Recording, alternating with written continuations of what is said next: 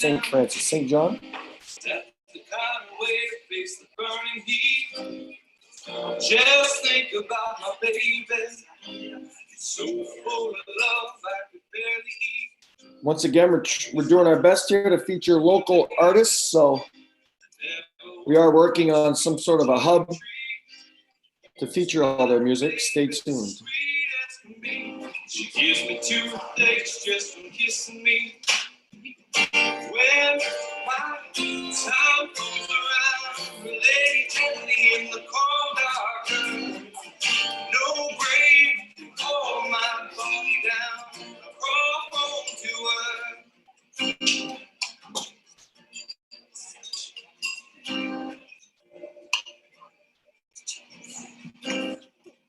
That's when my baby found me.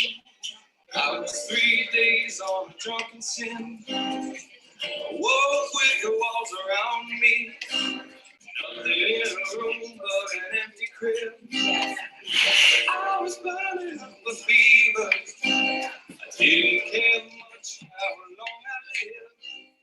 I swear I thought I dreamed her. On today's show, Fort Kent Elementary School Principal Robbie Nettle at 7:30. Once again, this is Adam Nedo live at 2015 at the former Market Street Co-op. I'm hoping that I can pick up some steam on this, but would like to try to bring back the farmers market. I think a great location would be the church parking lot across from St. Louis over there on Main Street.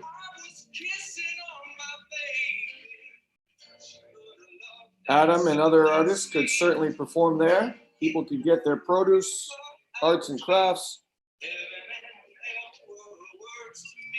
walk their dogs. Just could be a nice little setup. Like so many things, we're probably just going to have to wait till the fall.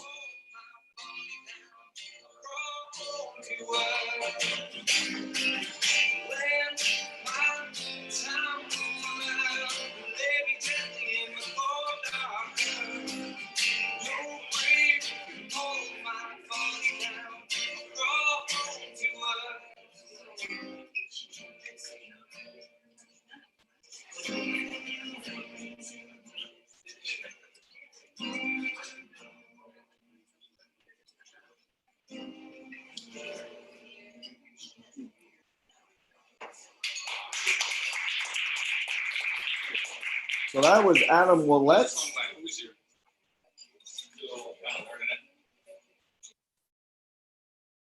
I'm sorry, I keep saying Adam Willett. Adam Nedo.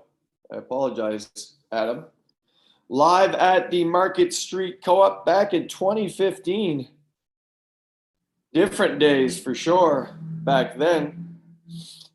Welcome to Wake Up SJV. Hopefully you're getting up. It's Thursday, folks. Sun is shining. We're going to get a quick look here at the weather. Weather. I won't say it. If you like it or not. Let's take a look though, folks. Should be pretty warm today. Excuse me. Looking at it, I did see that we're still going to have that fabulous wind, and it got me thinking, I got to get myself a kite.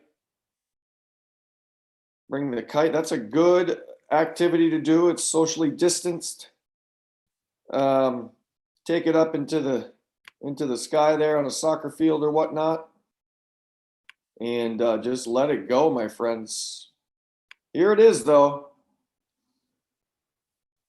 I think we're going to let it load. I don't know if we're overloading the computer at this point. Oh, sorry. Here we are. So brought to you by the National Weather Service. Today's weather. Currently 34 degrees. That's 1 degree Celsius. Excuse me for you people over there in Canada. Sunny, 57. We like to see that. Tonight will be pretty cold though, folks. Back down below freezing, 31. Look at Friday. Really, Friday, Saturday, Sunday look beautiful. There's a little slight chance of rain. Looks like in the evening, Friday into Saturday. Other than that, looks like good campfire weather Saturday night. And that'll take us into next week as we just keep on rolling here. Once again, if you click down here on this fabulous graph, this is where I track the wind, who's been my nemesis on my walks. Been messing up my hair. And you'll see there. Not too bad. It's the gusts that get you, huh? So that's the weather. Brought to you by the National Weather Service. Once again, coming up at 7:30. This is going to be fun. Who I consider to be a good buddy, good friend, Mr. Robbie Nedo, who is the principal at Fort Kent Elementary. We're going to look into remote learning at the real young ages. We talked to Nicole Gendreau of No Nonsense on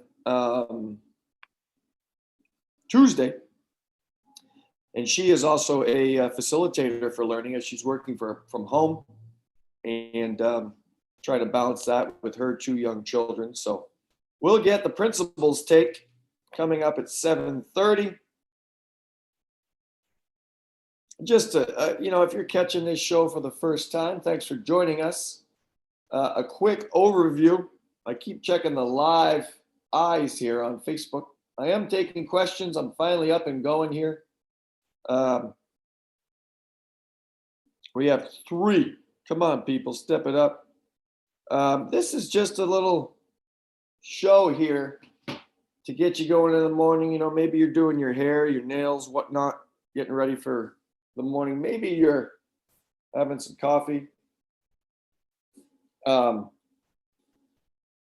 Streamed live on, thank you, Chaz Pelletier and Channel 4 and everything that you do, my friend, the producer, Chaz Pelletier. Stream live on stjohnvalley.live. That's stjohnvalley.live. Cover local news, national news, sports, weather, and then we try to bring in some interviews, at least one each day. Monday was Mr. Barry Roulette, member of the MSAD 27 school board. So we got into that stuff. As we said, Tuesday was Nicole Gendreau from No Nonsense with Nico. And yesterday, a great interview with longtime economic social studies teacher at Fort Kent Community High School, Doug Dorman, who lives over in Edmundston. So we got some great intel on what's going on over there at the border, which he thinks, by the way, they were looking to open it up. They say public speaking, a big mistake is to say all the time. So I'm trying to correct myself. The border over there, May 20th was the deadline to open. He's thinking from reliable sources, no idea. He's thinking from chatter over there at Edmundston that that may go for at least another month, but we just don't know.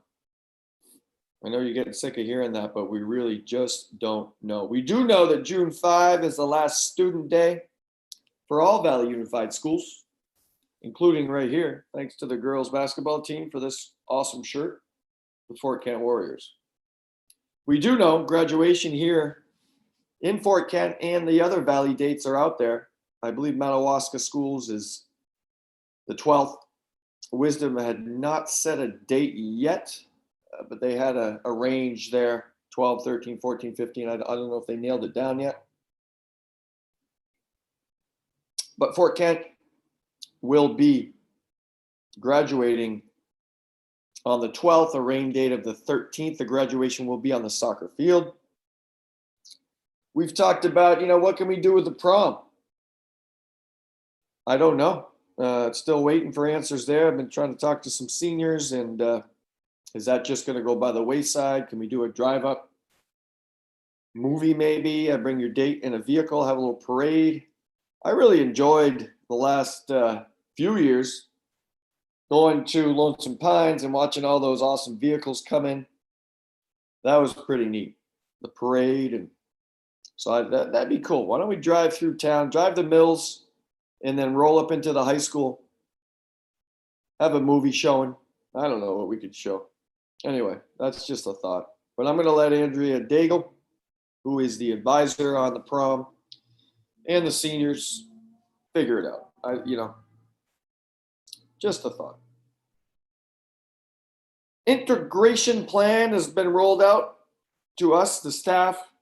We're just trying to phase ourselves back into work and get ready for some sort of situation in the fall. Who knows how this is going to work. All because of this fabulous virus. COVID-19 is quite a thing, folks. Really has changed the way we live. Looking at the Bangor Daily News this morning, I got to start going to the Fiddlehead Focus. We'll take a look there tomorrow. But headlines, once again, to keep going with weather. Cold weather continues before warm. So there's a headline there. We won't get into it, but pretty much saying statewide, we're going to have a little bit of a cold spell, especially overnight, as you saw. But the day should be decent. We talked about the border issue, U.S.-Canada. I did find a nice article here I wanted to share with you. It's about a staycation. With mostly people staying home and school wrapping up on the 5th and families wanting to travel. Probably a good time to go to some parks, go to some lakes, go up in the woods and spend some money there if you have it. Well, probably saving at the same time, but let's take a look. Share screen, here we go. I'm gonna get quicker with this. This is from the Bangor Daily News. And here it is. This was under the opinion section. Staycation may be just what you and the main tourism industry needs during this pandemic. So they get into some stuff here, about traveling, and pretty amazing. Maine tourists spent more than $6 billion right here. You see that? Supporting more than 100,000 jobs and contributing more than $600 million to state revenues. That is amazing. I do want to welcome Ryan Pelletier, former guest of this show, for watching this morning. Hope you're doing well, Ryan. And Pam Bard, longtime Fort Kent Warrior supporter. Got her children through school, and now she's just chilling. So welcome. Pam also working in the, as far as I know, both her and her husband working at Northern Maine Medical Center. So thank you for all that you do and being on the front lines. So anyway, that's a lot of money. How are we going to keep that going? Some lockdown restrictions have been relaxed, especially in rural areas. And, some deadlines, Memorial Day, will that change? Certainly after July 4th, we're hoping that the state will reopen some other stuff. But, down here, okay, in the very near term, we know that some stuff are open. And get out there, folks, okay? Where was I? These are some nice dresses if anybody's looking. Pam, are you looking for a dress? No? So the first phase right here, and let me see if I can highlight this for you fine folks. The first phase, that's where we're at, of reopening includes state parks, eating places, retail outlets, golf courses, campgrounds, and sporting camps. There are some strict guidelines that we'll try to fish out, but that's encouraging. Let's get out, let's enjoy this weather. There's so much to do, especially up here in Northern Maine. fishing, hunting, hiking, biking, camping, go ahead and do that. Just follow the main CDC, the social distancing guidelines. Bring a mask in case, I don't obviously think we're looking for any huge groups out in the woods, not like we did in high school where we put a keg out next to our, of all places, we decided to go out behind the middle school and elementary school, 2 different buildings. And we took a bunch of red Solo cups. And anyway, that was a long time ago. I believe the group restrictions remain at 10 or lower until phase 2. And then phase 2, I think we'll start getting near 50. I don't know if it would go from 10 to 50. Seems like a pretty big jump. If you're still there, Ryan, I don't know if you know the group numbers. Maybe you could give us a quick message. Or maybe he left. But anyway, that's where we're at. Sorry if you've already read this article, but I figured I'd share a little love here from the Bangor Daily. And just trying to adjust, and everybody's looking for some sort of return to normalcy. We know that's probably never going to be the same. In local recreation news, because there's no local sports other than what you're doing yourself, tennis nets are up. I saw some great activity again there yesterday with our youth. I know UMFK, a basketball coach, Tom Bird, recently played a little challenge match with Thomas College and Fort Kent native Ryan Chassie. So they were knocking the ball around there a little bit. Ryan is, I believe, correct me if I'm wrong, Chassie fans, going into his senior year next year already at Thomas. I may be wrong, but I may be right. Anyway, he's done awesome down there playing tennis for the Thomas College Terriers. So the nets are up. I do have a video here to share with you. We've got now a batting cage set up in town. So if maybe you were a superstar baseball player back in the day, or just a player, and you want to get back in the batting cage. Jason Nettle, for example, assistant coach, maybe he wants to take some cuts against the long, tall lefty. I certainly could get in there and get on the mound. We got a raised mound. All you got to do is, if you don't have a batting helmet, contact myself. You can reach out to team captain Eden Parody. He's got some equipment, and have at it. There's a screen in there, what's called an L screen for baseball players, and a box screen for softball. We leave them right in there, and you don't have to pay. A lot of places downstate, you got to throw some quarters in there, and not us. There are some rules and regulations that we'd like you to follow.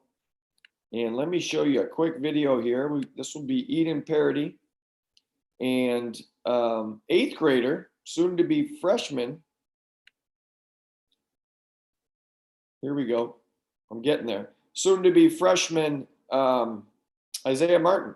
They were in the cage, and they were really getting it done here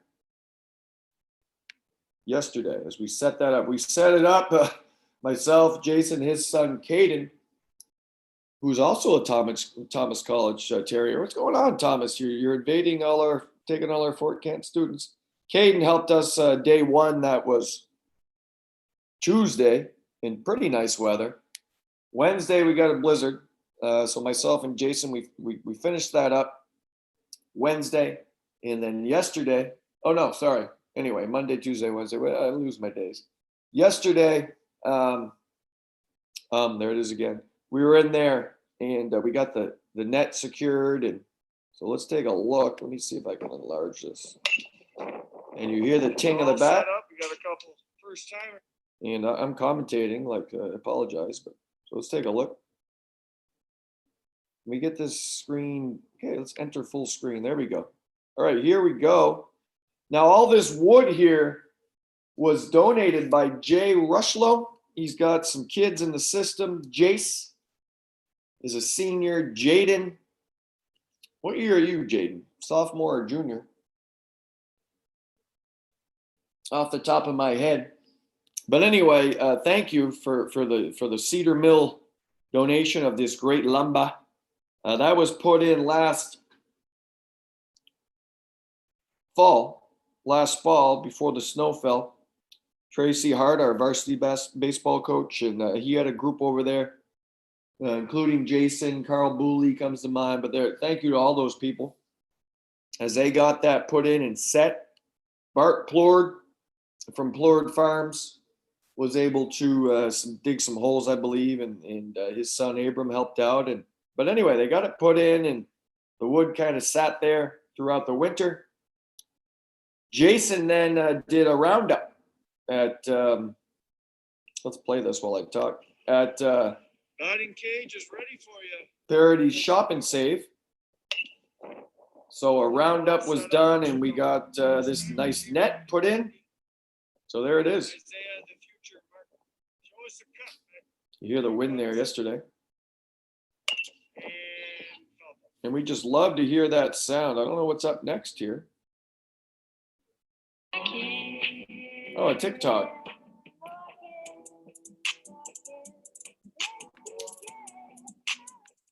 So there it is. The cage is up. It took 3 hours to tell you about that story. Visit this website, though. It's a Facebook page, I'm sorry. Fort Kent Community High School, Valley Rouge Middle School. Originally created by none other than Mr. John Coletta, the principal for grades 7 through 12. And it's a great place. If you've heard of Facebook, I know you young kids probably have not heard of that, but it's a great social media site. But there it is. That's the cage. Remember here, 7:30, about 6 minutes from now, we're going to bring in Fort Kent Elementary School principal, Mr. Robbie Nedo. Can't wait to see him. I don't know if he's going to be at the office or if he's home, what's he doing, but we always like to see. Probably the best background so far, no pressure, Robbie, was Ryan Pelletier. Mr. Pelletier was, I don't know, it was a random bridge. I thought maybe the Golden Gate. He didn't know. It definitely wasn't the Fish River Bridge, that's for sure. So also, as we talk about recreation, things we can do, there is, of course, walking, biking, hiking, gardening, camping we talked about. The Heritage Trail is just a great place to start. You know, if you're doing the mills and you hop onto the Heritage Trail wherever, it leads to some great options, whether you're on foot or bike, or your dog is walking you like mine does. You can find some great trails at all times. Coming up, now listen, this is going to be pretty awesome tomorrow. It's quite a Friday.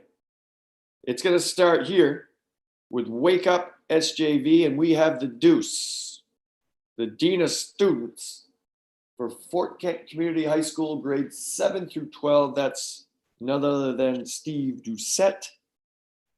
Now, Steve, back in the day, I've seen the footage. It's pretty incredible. He's quite a musician. He's currently the lead guitarist for Staff Infection, but he was also a member of a Metallica tribute band. So I don't know if he's I've asked him to play something here as we continue to promote local artists, but we're hoping that he does do that. But we're going to bring in the Deuce. We're going to get his take on what's going on. Of course, educationally, he's a great fisherman along with his son, Braden. So we're going to ask him about his fishing spots. Should be a great conversation with the Deuce to cap off Wake Up SJV for week 2. And then in the evening, we'll be back over there at the CHS soccer fields for Friday Night Warrior Lights. Now, at the same time, No Nonsense host Nicole Jondro is going to lead a great fundraiser for a night of trivia. I don't know how I got talked into this, but it's the UMFK Cares virtual trivia.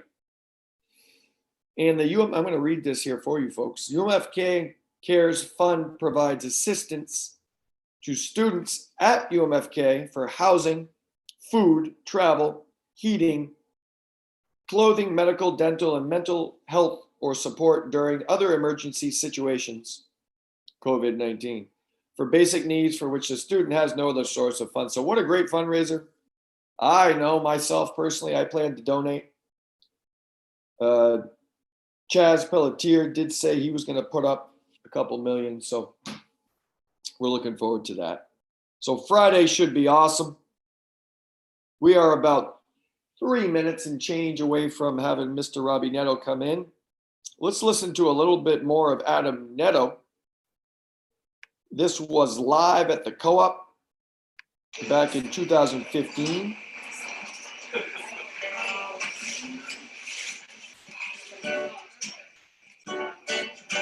Love the acoustic guitar.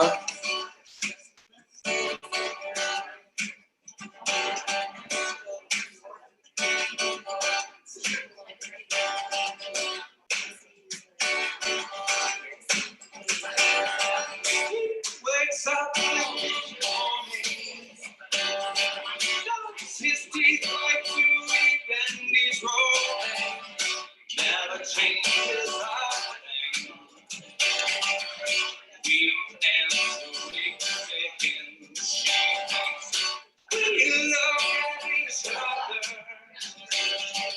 wondering what the other is thinking, but we never say our name. These times between us grow deeper.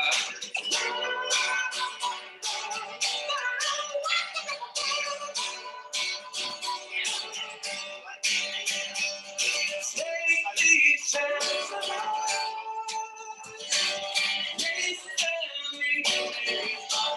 Until the time lights down up tonight.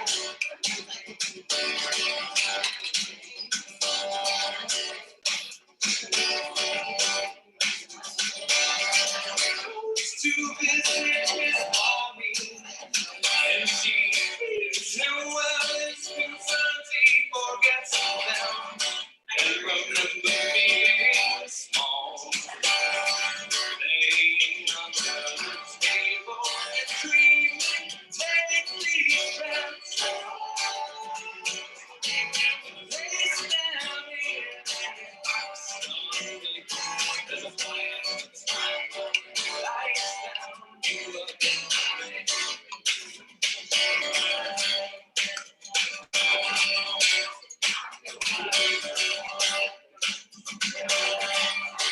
I've been here on this highway. These cars end up on the sidewalk. People in every direction. No words exchanged, no time to exchange them all. It's all it's all red, black, and we all do it the same. We all do it the same way.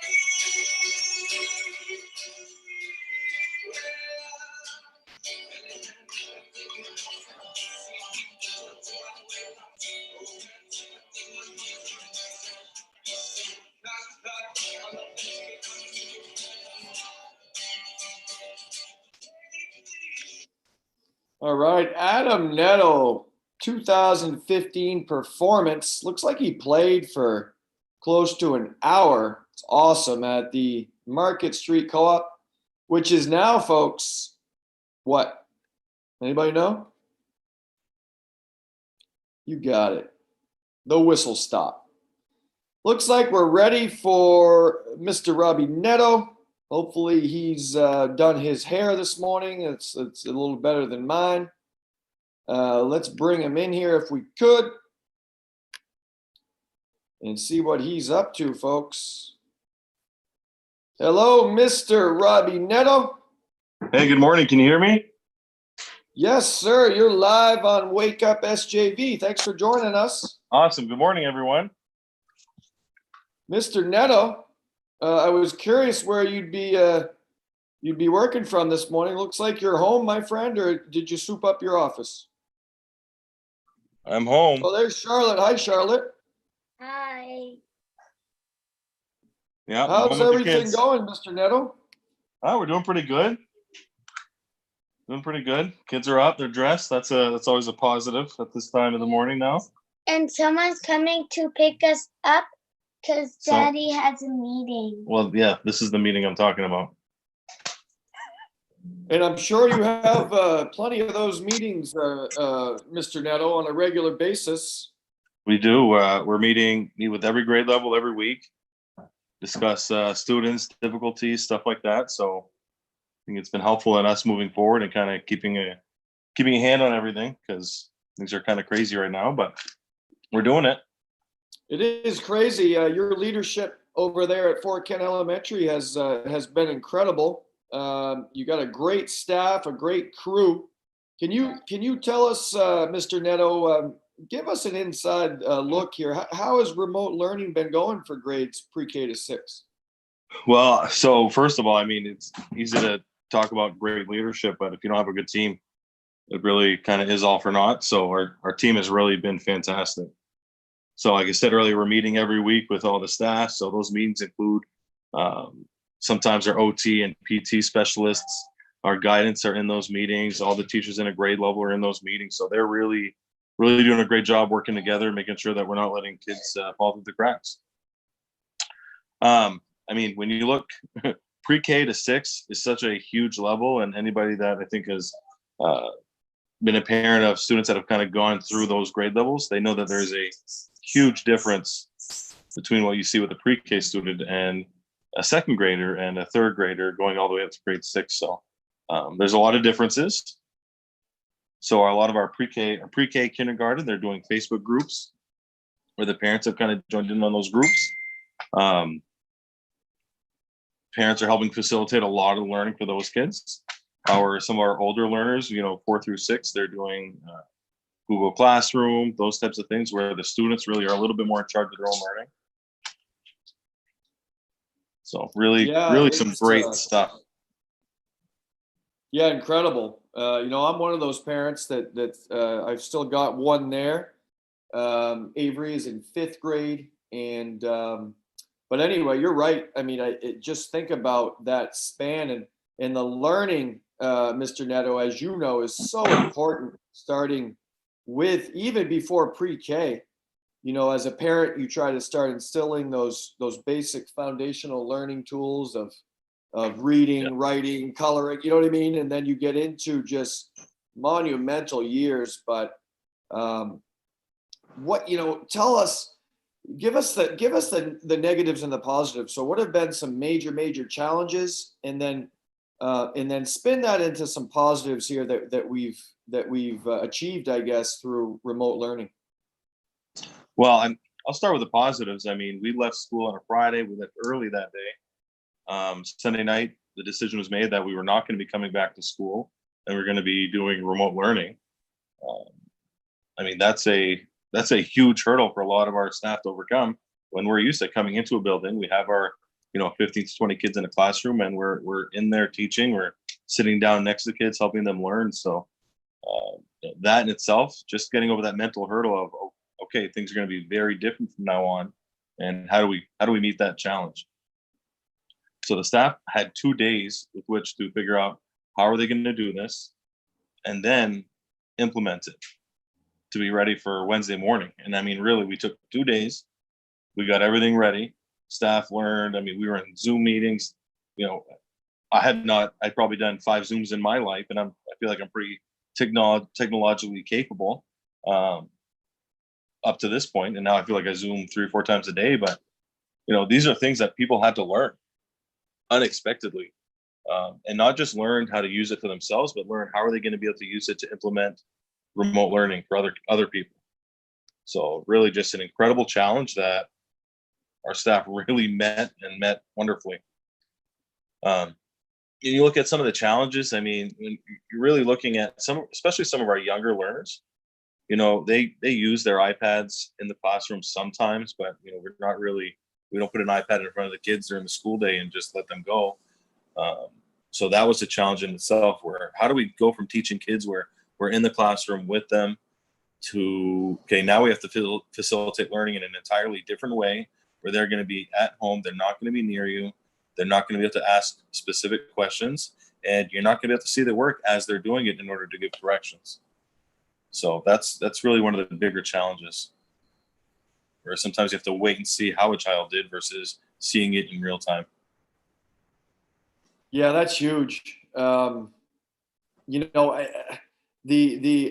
sure yourself and your teachers are leaning heavily on the connection at home. The facilitator. In my case, it's been my daughter's grandmother, who's a former 5th grade teacher. So we've been lucky there that she's pretty much facilitating. But it's tough, man. You're Well, right. I mean, even imagine even just to piggyback on that comment. So, we're all at different spaces in terms of, our home life, and then what are our work expectations during this time. Some people are home and they are able to facilitate that learning for their kids. Some people have wonderful grandparents or sitters that are able to do that. Some people don't. So another challenge that we've had to kind of overcome is, what are our expectations for people during this time? So, for example, we can't expect what we would normally have for a full day learning at school from students whose parents are working 40, 50, 60 hours a week. They're getting home at 5:30 at night, and they have maybe an hour with their kids before it's time to get ready for bed, tubby time, stuff like that. So we really have to be cognizant of the people that are home all day and able to work with their children, and then the people that they just can't. And it's not their fault. It's not that they don't want to. It's just the circumstances are not allowing that. So really tough line. I mean, I feel like we have some parents, and my wife probably included, that would do more, where some of us are just kind of surviving. Yeah, Mr. Nedo, just thinking out loud here, but school is not going to be the same in the fall. And for the student, for the young child that really just doesn't have great support at home, okay? We talk about at the high school level and the middle school level about kids that are going to be falling behind, but the fear is, obviously, I'm sure in your eyes, those monumental big years where you need those kids, especially in your elementary school levels of 1 through 3 or 4, grades 4, where every day is huge. Yeah. Do you see that being staggered next year? I mean, are we going to bring in odd grades each day? And then are some kids going to stay home and remote learn on the odd days, or I know we just don't know. It's still in discussion, but what are you hearing in your administrative meetings that you could share with us? Well, I mean, the biggest thing that I'll share with everybody, and I really hope everybody listens to this part, is we don't know what things are going to look like in August.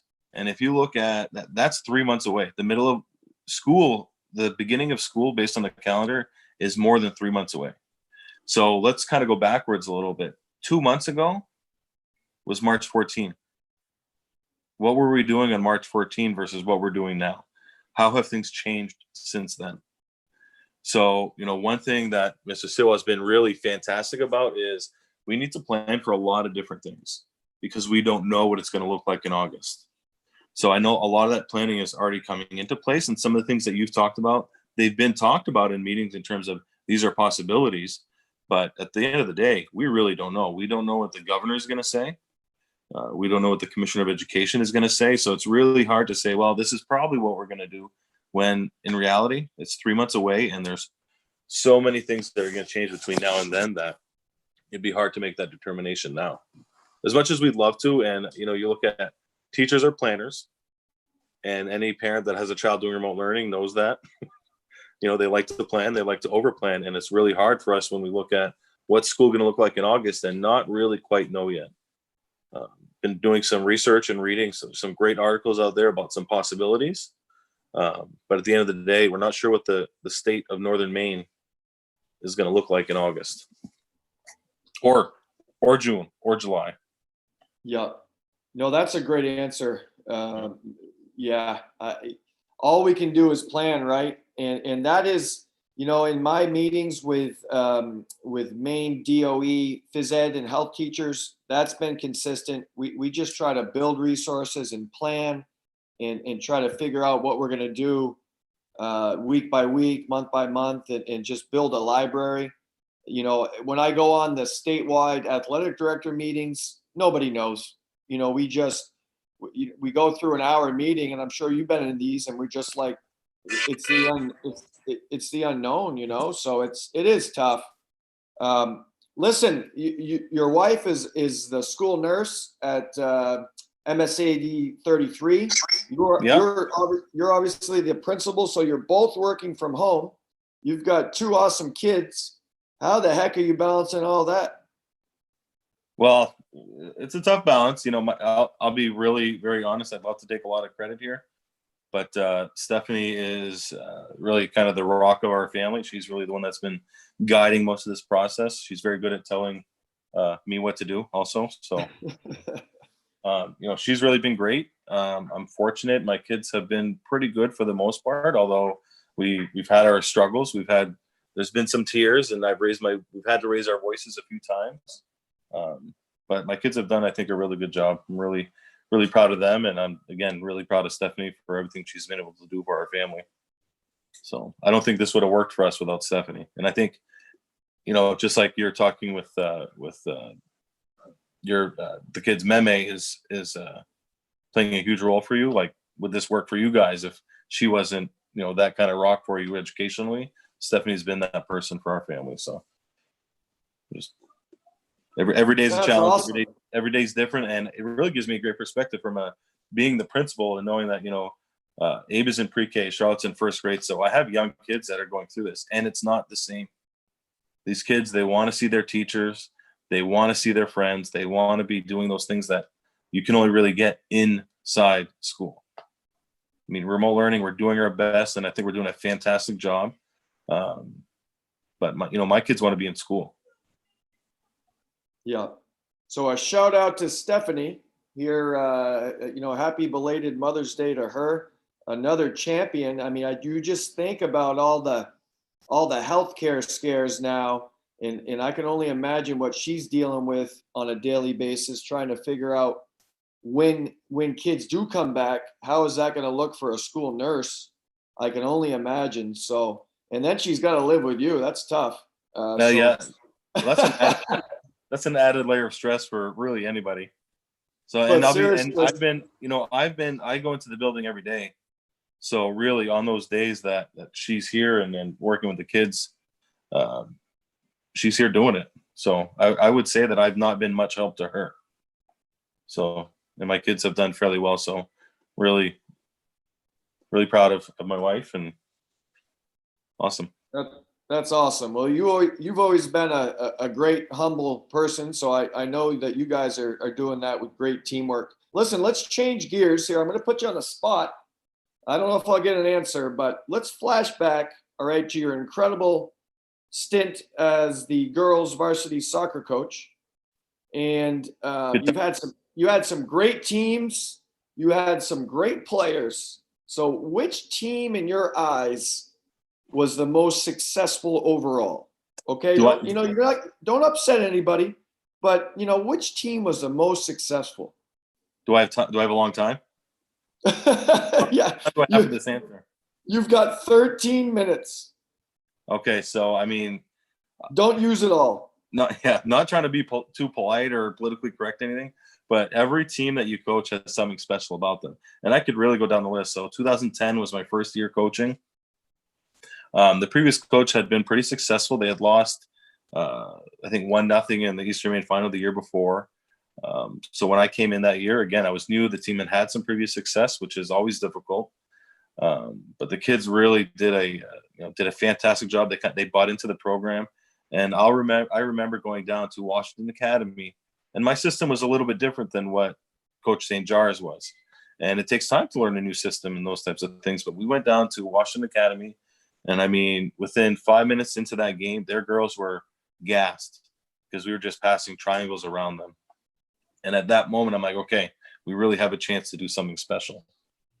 And that year, we hosted an Eastern Maine championship. I just remember it was packed. The Orono team that we played was fantastic. I'd probably say more talented than we were, but I mean, our defense, our heart, I think, was really there in order to be able to hold them off. And we ended up winning in PKs. And we had started PKs in September during harvest, practicing PKs. So we were ready for that. Once we went to PKs, I pretty much knew we were going to win. So that's the 2010 team that won Eastern Maine, went to states. We lost 2-1 in overtime. Wow. Yeah, and honestly, I think we should have won the game. We hit the post a couple times. I think had I had more coaching experience at that point, we would have come out with a victory there. You know, just in terms of things maybe I would do differently now versus what I did then with my limited experience. Coach Nedo, 2010, didn't you, was Lexi Desjardins on that team? Wasn't she all New England? Or Well, let me keep going. Okay. So that was 2010. Yeah, Lexi played a huge role in that team. She was a sophomore that year. Wow. And then 2012, we lost in the semifinal in 2011 at home against Orono 4-2. Snowy conditions. It wasn't great, but Orono again was a great team, and we battled Orono every year. I feel like during the time that I coached. But 2012 again, we knew we had a really good opportunity to win Eastern Maine again and go to states. That would be the year that Lexi, Abby, a lot of kids are seniors. We had a really strong senior group, a really strong junior group, so a lot of experience. That's the year that Lexi won State Player of the Year. So we went down. We actually won Eastern Maine 4-0. We scored 4 goals in the first half and kind of breezed through the Eastern Maine. And we lost. We had a 2-1 lead against Waynfleet in the state final. And they scored a couple goals off of some crosses that they had a 3-2 victory there. But in that one, you know, Danielle Pelletier was our striker, and Danielle was a very dynamic player. She was strong. She was fast. She could have been a track star. And Mm-hmm. she actually tore her ACL, I think, probably 15 minutes into the game. Oh, man. Yeah. So, I mean, and that just goes to show the strength of the team that we still had a 2-1 lead in that game going into the second half. Right. So, but again, a few coaching things I think that we could have done a little bit differently that would have maybe made some changes. But I will say I coached with Murph for a couple of these teams, and that was probably one of the best experiences of my life was coaching with Coach Murphy because I played for Coach Murphy. So I want to give him a shout out. Learned a lot from him, and I don't think that I'd be the places that I am today, principal, teaching, coaching, that type of thing, without Coach Murphy. So big shout out to him. Yeah, we're gonna have to get him on here as a guest. His name comes up a lot. So listen, how many? Hey, Before I'm you not go done here. through it, well, hold on a sec. Before you go through every game of your coaching career, I didn't realize though. So how many state finals were you in, and how many of those were 1-goal games? Sounds like one was an overtime loss, right? 1 goal. Yep. And then Yeah, first year, Shakopee Valley, wasn't that a 1-0 game? So 2010 we played Shakopee and we lost 2-1. Yeah. 2012 we played Waynfleet and we lost 3-2, and then in 2014 we lost 1-0. Yeah. Wow. So 3 state finals, all 1-goal games. That's amazing. And honestly, I mean, maybe probably one of the strongest teams that I've had was in 2013 when we lost to Orono in overtime in the Eastern Maine final. And that team, that was Chelsea, Lauren. I mean, that team I coached in middle school as well, that group of seniors. So, and I felt like we were the stronger team that day in Orono, but soccer doesn't always work out like that. Yeah. And then the next year was 2014, and we went to Orono and beat them in overtime. And I felt maybe Orono was the stronger team, but you know, soccer again sometimes it works that way for you, and sometimes it works that way against you. The 2014 team, though, is probably one of the teams that I'm the most proud of. and it's a silly story, but we lost to Caribou 3-0 in Caribou, and it wasn't pretty. We didn't play well. We weren't having fun, that type of stuff. And I know it really is silly, and the kids on the team will laugh at this if they're listening. But we came back the next day and we started practice and we played a game of Duck Duck Goose. And it just kind of got us laughing and going again. And from that point on, I think we gave up 1 or 2 goals the rest of the season. So we played, we had like a 1.5 feet of snow that year going into the Eastern Maine final. It was supposed to be in Holton, but we played it in Presque Isle on the turf. And we won that one. It was 0-0, but we won it in PKs as well. Yeah, that was my first year, and that's still, I mean, we've had some great events in all sports in my 5-6 years here, but that game is still one of my best memories. It went PKs and everybody got out of the stands. We're all standing on the turf. I remember as AD, I'm trying to hold people back. And Lexi there made some great saves. Alexis, what the heck was her name? Pelletier, right? Incredible saves, standing on her head. And anyway, that was an awesome game. I'll talk about Alexa for a second. Loved coaching Alexa. She was, and again, she was a stubborn girl for sure. And I feel like you tell her things sometimes and she just wouldn't listen to you. But every time that happened in a practice, she would come in the next day and do everything exactly the way that you had asked her to do it. So I think we may have both shed some tears sometimes dealing with each other, but just absolutely loved coaching Alexa, and she was fantastic in goal. And that's another thing too. I mean, really, when you get into PKs, we were always very well prepared for PKs. And if you look at the kids that we had on that team, like we were going to win that game in PKs when it went to PKs. I had no doubt about it. Lex in goal, and then the kids that we had that were taking our PKs, I felt really 1 through 10. They didn't really stand a chance at that point. But. Yeah, and I remember that game.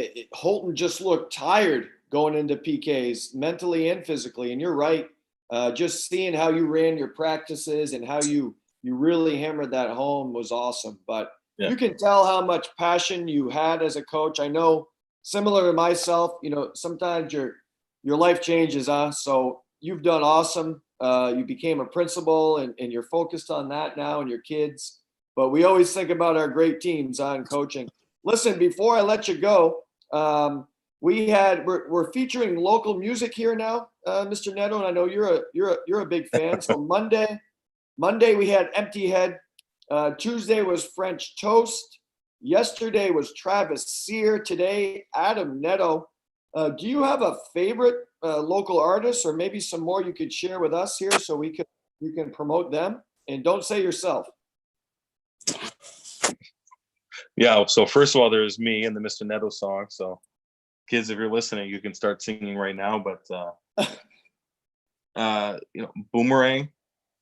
Oh, Boomerang. Okay. Still call them the Lions Club Band. Great. Yeah, I'm typing as you speak. They always, for me, I mean, I listen to every type of music for the most part. Whatever gets Stephanie up and dancing and up and going kind of is what I like. So, French Toast, I call them the Lions Band. I'm the Lions member. So great. Those are my guys. So they're fantastic. Awesome. Yeah. So we'll try to search them up. We're trying to create maybe a hub here somewhere on the line where we can just feature local music. So I know I'm working on that with our producer here, Chaz Pelletier. But listen, I know you're a busy man. I can't thank you enough for joining us and giving your insight here on what's going on with especially our elementary school education. And it's awesome always to talk soccer with you and all the great teams and great players. And listen, as a coach and a principal, I'm sure the most important thing is when those, you keep those relationships years from now. And I know that's been special to you. So thanks for everything that you do, Mr. Nedo. And hey, we'll see you on the front lines, my friend. Listen, I'm always happy to join you. So just let me know. Thank you. I don't mind being a surprise guest once in a while. Awesome. We'll bring you in for sure, my friend. That was Mr. Nedo, Fort Kent Elementary School principal. giving us some great insight today. And have a great day, my friend. You too. Thanks. Coming up tomorrow, once again, is none other than the Deuce. The Deuce will be loose. That's the Dean of Students, Mr. Steve Doucette. He's the enforcer. He's the lead guitarist of Staff Infection, and he will join us for some great convo tomorrow. Also, tomorrow evening, Friday Night Warrior Lights will have their third game from 8:20 to 8:40 in 20 seconds. So 20 minutes, 20 seconds. We turn on the lights, play some music, and we just honor the senior class. Also going on tomorrow night is that UMFK Cares virtual trivia hosted by No Nonsense's Nico. So that'll be awesome. So a great action-packed day. Listen, get out there. It's a nice day. Fly a kite, ride a bike, hit the batting cage, play some tennis.